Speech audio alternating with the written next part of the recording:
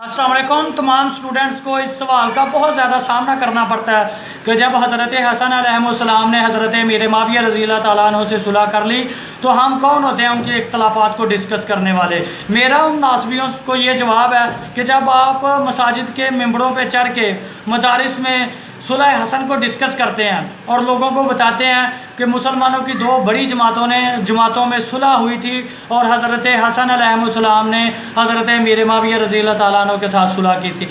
जब आप ये चीज़ बताएंगे तो लोग आपसे पूछेंगे कि सुलह हुई थी तो सुलह से पहले लड़ाई भी तो हुई होगी, लड़ाई से पहले कोई इख्तलाफ भी हुआ होगा।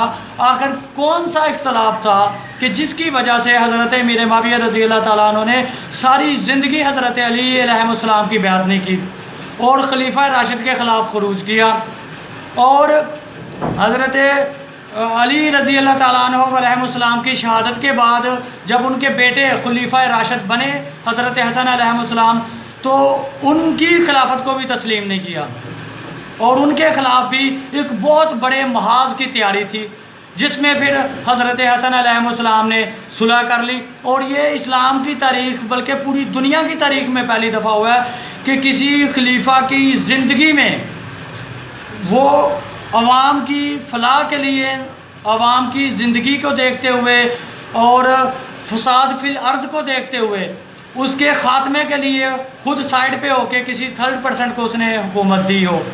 और जो सही बुखारी में हदीस थी रसूलुल्लाह सल्लल्लाहु अलैहि वसल्लम ने फरमाया था, हदीस नंबर 7109 और हदीस नंबर 2704, जो रसूलुल्लाह सल्लल्लाहु अलैहि वसल्लम ने फरमाया था कि हसन ये मेरा बेटा सरदार है, इसकी वजह से अल्लाह ताला मुसलमानों की दो बड़ी जमातों में सुलह करवा देगा। किसकी वजह से? हसन की वजह से। हसन क्या करेगा? मामले को ख़त्म कर देगा।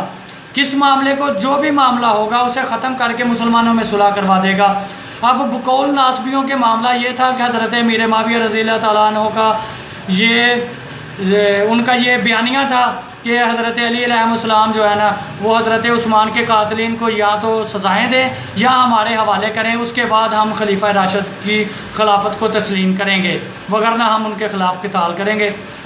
और जब हज़रत अली अलैहिस्सलाम शहीद हो गए और उनके बाद उनके बेटे हसन अलैहिस्सलाम खलीफा राशिद बने तो उनके ख़िलाफ़ भी बहुत बड़े महाज की तैयारी थी।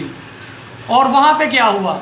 होना तो ये चाहिए था, अगर इनकी बात सच्ची हो, कि मामला अगर वही होता जो ये नासबी कहते हैं कि हज़रत उस्मान के कातिलीन वाला मामला होता तो यहाँ पे क्या होता कि हज़रत मीर माविया रज़ी अल्लाह ताला अन्हु जब हज़रत हसन अलैहिस्सलाम के सामने बैठते तो वहाँ पे हज़रत हसन अलैहिस्सलाम नामिनेट करके कुछ लोगों को हज़रत उस्मान का कातिलीन या उनको सज़ाएँ देते या हज़रत मीर माविया रज़ी अल्लाह ताला अन्हु के हवाले कर देते और उसके बाद हज़रत मीर माविया रज़ी अल्लाह ताला अन्हु खलीफा राशिद हसन इब्न अली अलैहिस्सलाम की बैत कर लेते और सुलह हो जाती। अगर तो ऐसा होता तो ये नासबी सच्चे होते हैं अपनी बात में, लेकिन ऐसा नहीं हुआ क्योंकि ये मामला था ही नहीं। जो मामला था वही हुआ।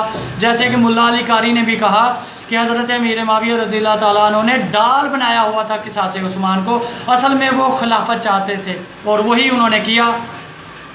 जो चीज़ हज़रत अली अलैहिस्सलाम ने नहीं दी वो चीज़ हज़रत हसन अलैहिस्सलाम ने दे दी उन्हें और वहाँ पे मामला ख़त्म हो गया। और ये तमाम नासबियों को मेरा चैलेंज है, वो चाहे तारक मसूद हो, चाहे माज़अल्लाह सरकार हो, चाहे अबू याहिया हो या कोई भी और हो, A to Z, तमाम के तमाम नासबियों को ये मेरा खुला चैलेंज है। किसी हदीस की किताब से, सही सनद से, ज़ईफ़ सनद से, किसी तारीख़ की किताब से, दुनिया की किसी किताब से ये चीज़ दिखा दें कि हज़रत हसन अलैहिस्सलाम ने हज़रत मीर माविया रज़ी अल्लाह ताला अन्हु को फ़लाँ बंदे हज़रत उस्मान के कातिलीन उनके सुपुर्द किए थे या उनके सामने उन्हें सज़ाएँ दी थी और उसके बाद मुसलमानों में सुलह हुई थी। ऐसा कुछ भी नहीं हुआ और ऐसा था ही नहीं। जो था वो हो गया। हज़रत हसन अलैहिस्सलाम ने हज़रत मीर माविया रज़ी अल्लाह ताला अन्हु को खिलाफत दे दी, मामलात वहीं पे ख़त्म हो गए और वहीं से खिलाफत राशिदा ख़त्म हुई। और जो रसूलुल्लाह सल्लल्लाहु अलैहि वसल्लम का फरमान था मुस्नद अहमद 18423 नंबर हदीस, 18430 नंबर हदीस, और रसूलुल्लाह सल्लल्लाहु अलैहि वसल्लम ने फरमाया था कि 30 साल तक खिलाफत राशिदा रहेगी, उसके बाद काट खाने वाली मलूकियत का दौर शुरू हो जाएगा। और वही हुआ, फिर काट खाने वाली मलूकियत मुसल्लत हो गई।